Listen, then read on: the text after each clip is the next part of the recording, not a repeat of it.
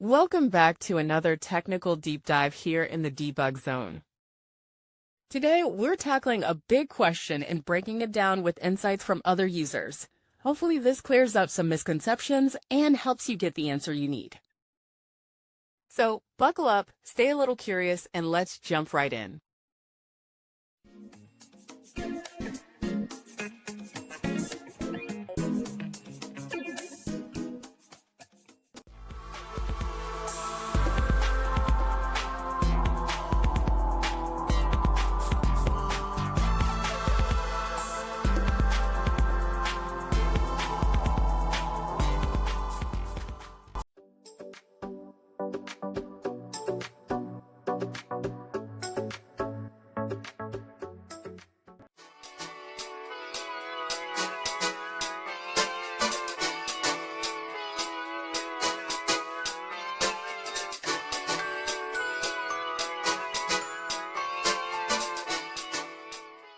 And that's a wrap.